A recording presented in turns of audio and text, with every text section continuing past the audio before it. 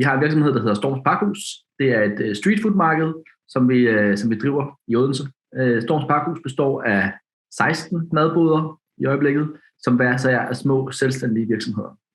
Vi faciliterer det så inde på de her, vi har 3.000 kvadratmeter, hvor vi har mulighed for en masse gæster samtidig. Ved siden af så har vi så barerne, som vi så driver.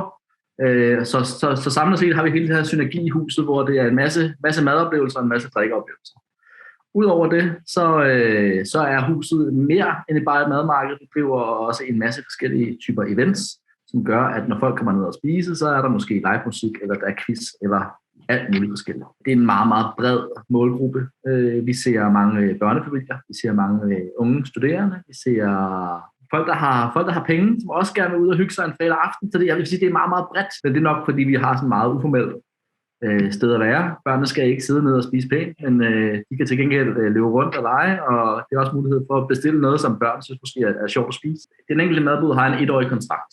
Så i sidste ende er det os, der bestemmer, om madboden skal være der eller ej. Selvom man er sin egen herre, så bliver det en lille fælles arbejdsplads, hvor de kender hinanden rigtig godt. Der er nogen, der har været med siden start, og der er nogen, der er sådan lidt at komme med løbende. Vi går lidt og drømmer om at få bedre affaldssortering. Lige nu så ryger alt lidt i samme affaldscontainer i sidste ende. Mange af vores madboder, de bruger engangsservice, og der er en masse afgifter. Så er der hele det her bagvedliggende system med, hvordan det skal håndteres nede i vores affaldssystemer. Det handler om, at vi skal have gæsterne til at sortere affald. Vi skal have vores madboder til at sortere affald, så at vi får en grøn og bæredygtig profil, så vi kan gå væk fra engangsemballage og over til måske noget mere genbrugeligt. Hvordan får vi gæster til at sortere affald rigtigt? Hvordan får vi vores madboder til at sortere affald rigtigt? Jeg tror, problemet er at få gæster til at sortere rigtigt. Hvordan undgår vi, at vi får madaffald blandet sammen med alt muligt andet affald?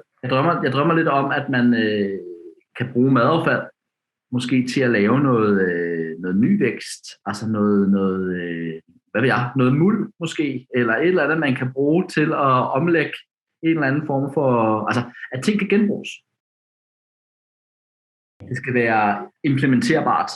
Det må ikke være for komplekst. Vi skal ikke have for mange eksterne folk indover. Det skal noget, vi kan bygge selv, noget, vi kan gøre selv. Hvis det ligger alt for voldsomt op i, hvis det er flere millioner kroner for at omlægge noget, så har det selvfølgelig også sine begrænsninger. Det skal være nemt, vil jeg sige. Det skal være nemt for vores at gøre det i en travl hverdag. Ikke? Det skal være noget, der er lige til. Det skal være noget, der er nemt at se sig ud af. Og det skal være noget, der er nemt at formidle videre til ansatte. For det ene ting er, at vi formidler det til en stadholder, men de skal formidle det videre til en ungarbejder. Det, der vil overraske os, vil nok være, hvis der kom den sådan helt simple løsning, der virkede. Det vil jeg blive meget positivt overrasket over, vil jeg sige. Vi sorterer, men vi sorterer efter de affaldsmuligheder, der pt. er. Ja, vi har kun prøvet at anspore vores egne, altså interne stadholdere, i forhold til sorteringsarbejde.